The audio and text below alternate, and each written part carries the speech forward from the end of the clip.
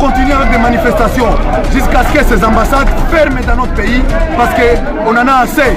Mettez urgemment fin à la guerre oubliée à l'est de la République démocratique du Congo. Finalement, on en a marre. Il y a beaucoup de sang qui ont coulé au Congo.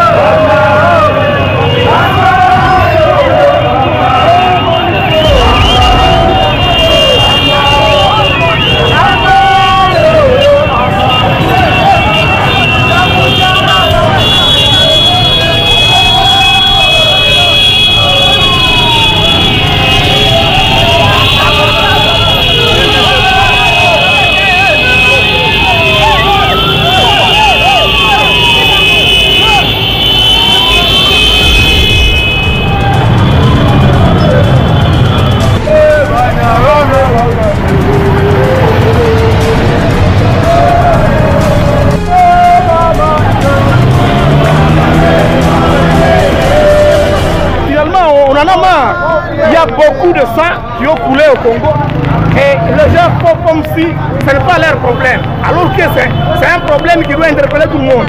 Voilà, les autres nous sommes en train d'appeler la France, l'Angleterre, la Russie, la Chine, tous les pays membres du Conseil de sécurité, afin qu'ils puissent prendre une décision qui va aider les Congo. C'est anormal ce que nous sommes en train de vivre. Et les gens se taisent comme si tout allait bien. C'est anormal en fait. Et deuxièmement, nous sommes en train d'appeler tous les partenaires de la République démocratique du Congo ainsi que le gouvernement à pouvoir s'intéresser à la question de déplacer qui sont à Kanyabuchiga et qui sont à Kahembe partout. Parce que la vie qu'ils sont en train de traverser, ce n'est pas facile dans les cas de déplacer. Raison pour laquelle nous sommes en train de manifester aussi.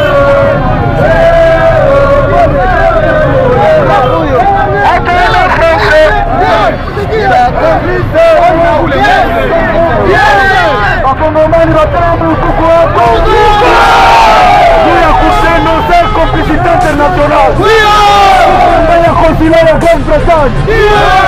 Sema hivi tunakatala complot ya nchi yetu. Ambasade ziko kwetu leo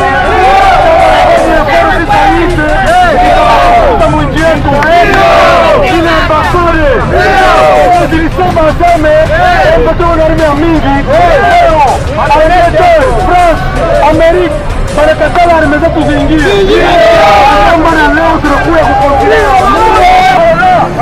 Ni makomplike tunawajua. Mko watrete. Angleterre tunawaita sisi wakaka Rwanda ambayo kama mtoke utajiaranje na kaka Rwanda ambayo C'est un mémorandum de la société civile Forces Vives du Nord Kivu adressé à Monsieur le secrétaire général des Nations Unies, à Monsieur le président de la République démocratique du Congo, à l'ambassadeur des Nations Unies d'Amérique en RDC, à l'ambassadeur de l'Union européenne en République démocratique du Congo, à l'ambassadeur de la Grande-Bretagne, c'est là où nous sommes, à l'ambassadeur de l'Allemagne, à l'ambassadeur de la Russie, à l'ambassadeur de la France en RDC, à Monsieur le président de la SADC, à Monsieur le secrétaire exécutif de la CIRGL, à Monsieur le président de l'EAC, à Monsieur le président de l'Union africaine. Mettez urgemment fin à la guerre oubliée à l'est de la République démocratique du Congo. En 1996, la rébellion de l'Alliance des forces démocratiques pour la libération du Congo, AFDEL en sigle, avec le soutien irréfutable du Rwanda, de l'Ouganda et du Burundi, sous la bénédiction de la communauté internationale, a vu le jour à l'est de la République d'Isaïe et a mené la guerre jusqu'à la prise de la capitale Kinshasa le 17 mai 1997 sous l'égide d'M. Laurent Désiré Kabila. Une autre rébellion dite de rectification s'est déduite de la première en date du 2 août 1998 pour commencer une nouvelle guerre sous le label du Rassemblement congolais pour la démocratie, en sigle RDC Goma, sous la conduite de Maître Azarias Roubero Magnoa, avec le soutien des mêmes concepteurs moraux cités si haut. Après l'accord de Sun City en 2000, avec le fameux gouvernement de 1+4, la calmie s'est observée au pays jusqu'à aller aux premières élections de 2006. Après ces élections, une nouvelle rébellion dénommée Congrès national pour la défense du peuple, CNDP en sigle, sous l'égide du général autoproclamé Laurent Kunda, était née en 2007 avec l'accompagnement non discutable du Rwanda, pays dans lequel les mêmes commandants restent en cachette jusqu'à nos jours après la défaite militaire lui infligée par le FARDC. Après l'accord de paix de Goma de 2008, qui a consacré l'intégration et le mixage sans aucun contrôle préalable des éléments proposés. Nous sommes ici pour dénoncer la complicité internationale et nous sommes devant les conciles des anglo-saxons, entre autres Amérique et Angleterre. C'est parmi les pays qui freinent aujourd'hui la levée de l'embargo sur l'achat des armes pour notre pays. Nous sommes agressés. Cette Nations Unies, c'est elle-même qui avait déclaré que les M23 détiennent les armes sophistiquées. Et quand la RDC se procure, s'approvisionne d'armes, c'est encore eux les premiers à bloquer nos armes achetées. Voilà pourquoi aujourd'hui, on va passer sur tous les consulats des pays membres permanents du Conseil de sécurité des Nations Unies pour leur demander de lever l'embargo et de cesser la complicité internationale. Les Congolais ne sont pas des mouches qui seront tuées chaque jour par les Rwandais et les Ougandais, et il y a un silence notoire de la communauté internationale.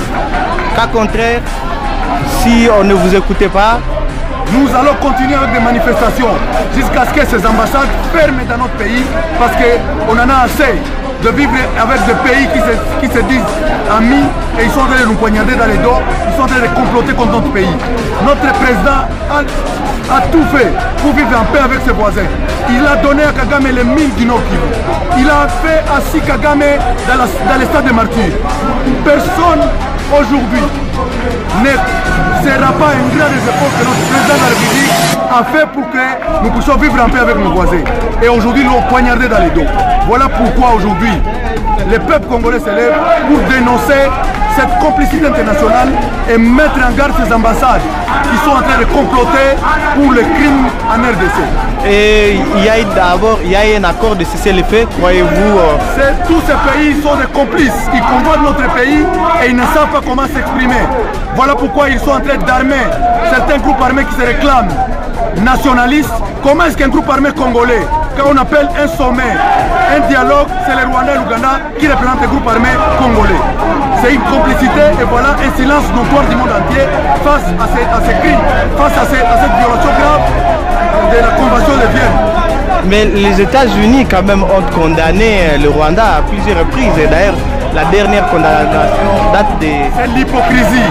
Parce que l'Angleterre et les États-Unis qui ont refusé de lever l'embargo sur la RDC. Et voilà aujourd'hui que ces pays qui cherchent à nous mentir, qui sont avec la RDC, pourtant ils sont en train d'appuyer multiples rébellions chez nous. Aujourd'hui on appelle les Congolais de se lever. Ce n'est pas un Kenyan qui viendra libérer le Congo, c'est nous seuls les Congolais. Lumumba a dit, seuls les Congolais écriront leur propre histoire. Et on va l'écrire de nous-mêmes, pas avec les Kenyans, pas avec les Ougandais. Nous mettons aussi à garde les AC parce qu'il est en train de jouer l'hypocrisie pour déstabiliser.